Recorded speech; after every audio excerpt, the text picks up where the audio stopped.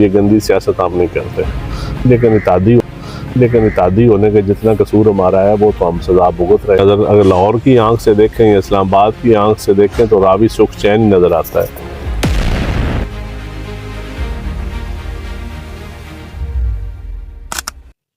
بسم اللہ الرحمن الرحیم۔ السلام علیکم ناظرین، میں ہوں خاور قریشی اور اپنے جو ہے وہ کھرا سچ بولنے سے مشہور جو ایک سیاستدان میرے ساتھ موجود ہے، کسی تعارف کے محتاج نہیں ہے، ندیم افضل چاند صاحب۔ السلام علیکم ندیم صاحب، کیسے ہیں؟ وعلیکم السلام۔ اچھا، دوسرے سوال کی طرف جانے سے پہلے جو ہے ایک آپ نے پچھلے دنوں چیلنج کیا تھا، جو وزیر ہیں تعلیم جو وزیر ہیں ان سے آپ نے ایک چیلنج کیا تھا، اس چیلنج کا پھر کیا بنا؟ وہ اپنی جگہ موجود ہیں یا کوئی صلح صفائی ہو گئی ہے؟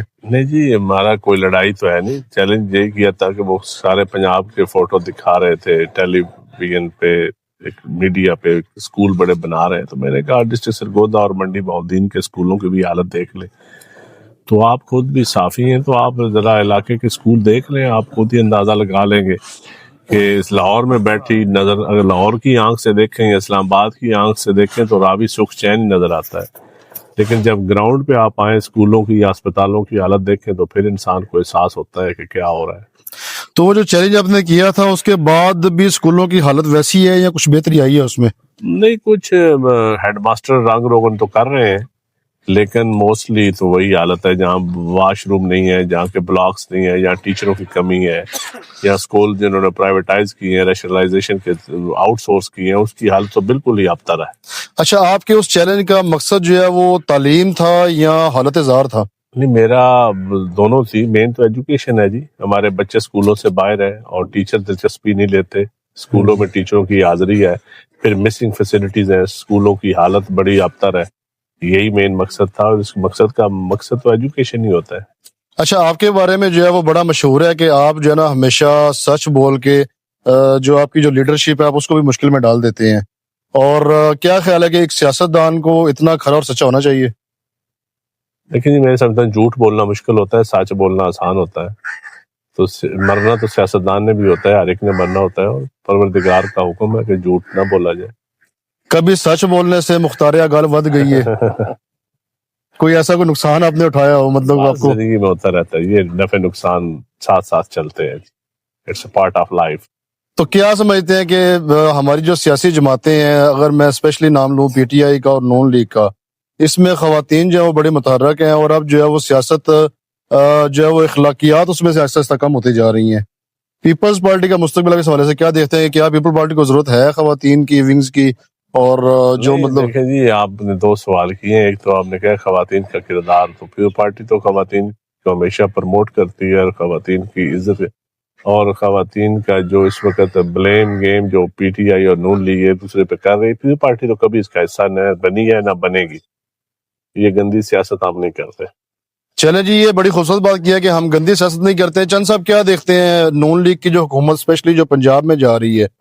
میں اس کو تھوڑا سا مزید جو اسپیسیفائی کرتا ہوں کہ اگر آپ دو صوبوں کی پولیس کا موازنہ کریں، سندھ پولیس اور پنجاب پولیس، چلے میں یہ نہیں کہتا کہ کون سی اچھی ہے، لیکن زیادہ خراب کون سی ہے؟ لیکن جی میں سمجھتا ہوں گورننس سندھ ہو یا پنجاب ہو، گورننس عوام کا بنیادی ایشو ہے اور حق ہے۔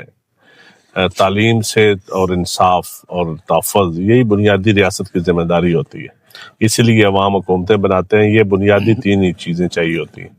تو میں سمجھتا ہوں کہ پنجاب ہو یا سندھ ہو، اگر عوام کو انصاف نہیں مل رہا تو سمجھے حکومتیں فیل ہیں، اگر عوام کو تعلیم نہیں مل رہی تو حکومتیں فیل ہیں، صحت نہیں مل رہی۔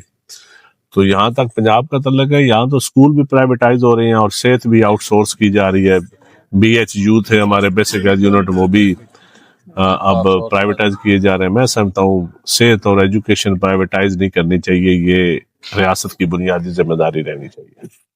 آپ کیا سمجھتے ہیں کہ اگر آپ کو پالیسی جو ہے وہ بنانے کا اختیار دیا جائے تو پاکستان میں آپ کون سی ایسی پالیسی بنائیں گے کہ آپ کے پاس صرف ایک اختیار ہے؟ عدل۔ بڑی خوبصورت بات کی ہے، اور ایسی کون سی پالیسی سے آپ نالا ہیں؟ مطلب عدل آپ نے کہا کہ جناب مطلب بڑا لاجواب سا کر دی ہے، اور میں سمجھتا ہوں کہ بڑی جو ناپید ہے ہمارے معاشرے کے اندر، تو کون سی ایسی پالیسی ہے جس کو آپ ختم کرنا پسند کریں گے؟ عدل کا نہ ہونا ہی ختم نقصان دہ ہے، عدل کا ہونا ہی ضروری ہے۔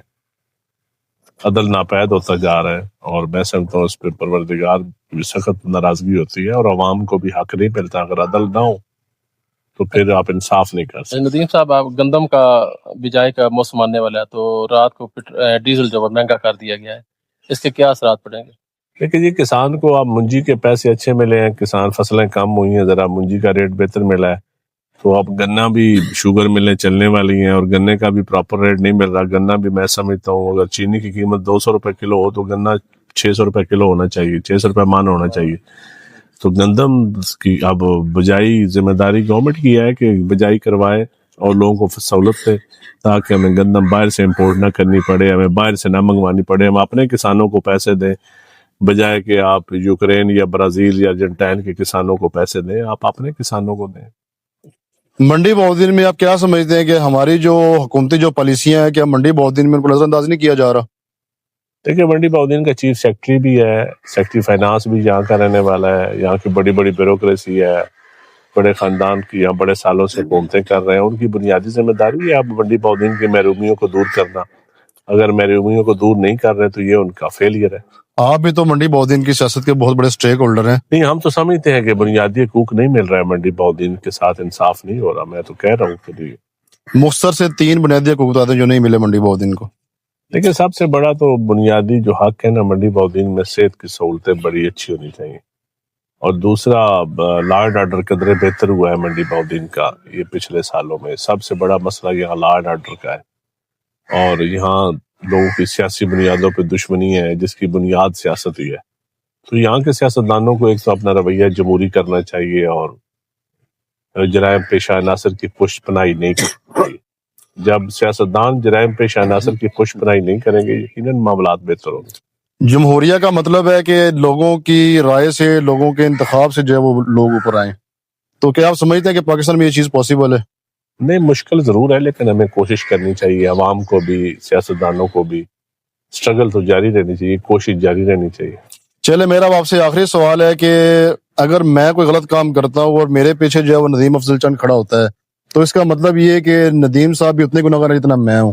تو کیا آپ کو نہیں لگتا کہ نون لیگ کی جو حکومت ہے اس کے پیچھے جو ہے وہ پیپل پارٹی خود موجود ہے؟ نہیں، پیپل پارٹی نے تو حکومت بنانے میں ضرور مدد کی ہے لیکن پالیسیاں تو نون لیگ کی اپنی ہیں. آپ 100% تو ہمیں قصوروار نہیں، لیکن اتحادی ہونے کے جتنا قصور ہمارا ہے وہ تو ہم سزا بھگت رہے. چلیں جی، بڑی انہوں نے کھری بات کی ہے، اور میں یہ سمجھتا ہوں کہ شاید اگر ان کی جگہ کوئی اور سیاستدان ہوتا تو وہ کہتا کہ نہیں، ہم اس کے بالکل قصوروار نہیں ہیں. انہوں نے کہا کہ جتنے ہم قصوروار ہیں اتنی ہم سزا بھگت رہے ہیں، اور میں امید کرتا ہوں کہ بلکہ دعا کر سکتا ہوں کہ اللہ پاک جو ہے وہ ہمارے جو دوسرے سیاستدان ہیں انہیں بھی سچ بولنے کی جو ہے وہ توفیق عطا فرمائے. اجازت دیجیے. اللہ